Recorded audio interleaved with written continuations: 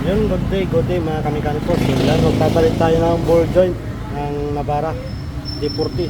So paano nga ba magpapalit ng ball joint? So yan, papakita lang namin sa inyo mga kamikaniko. So yan oh. So hindi na natin binaklas yung tornilyo niya doon. Hindi na natin babaklasin yung arm. Yan lang na natin mga kamikaniko para hindi na magalaw yung alignment. So yun, papasok natin to. Ayan. So kuha lang kayo ng digos na ano para sakto lang doon at di masira yung rubber. So yan, papasok natin mga kamikaniko. So ganito tayo magpapalit ng ball joint ng Navara. So yan. Ano rin nyo mga kamikaniko.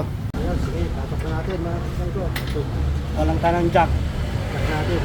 Ito lang yung pagpasok.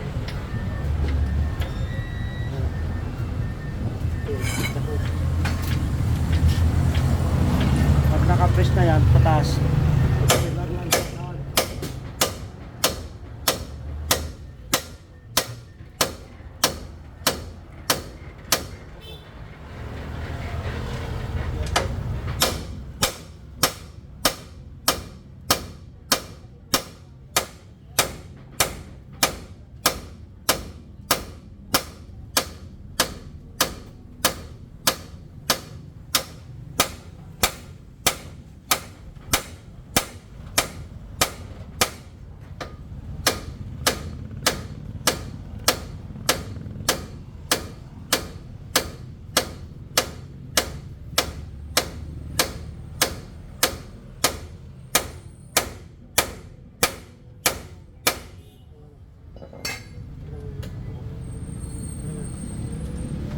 Ayan, pinapasok na natin mga kamikaniko.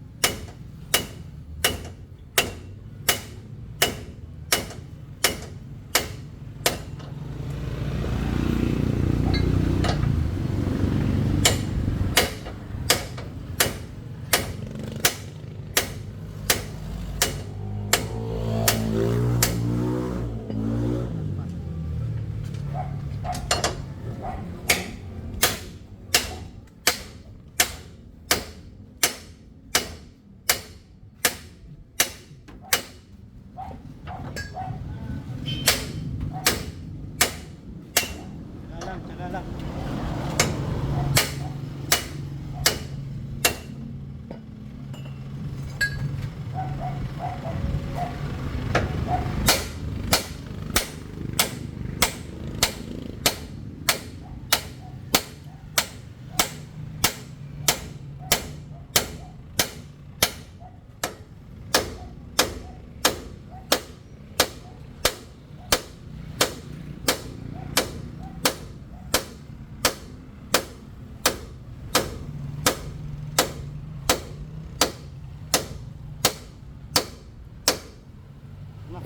Palabas na natin yung paglalagyan ng lock, yung stop ring.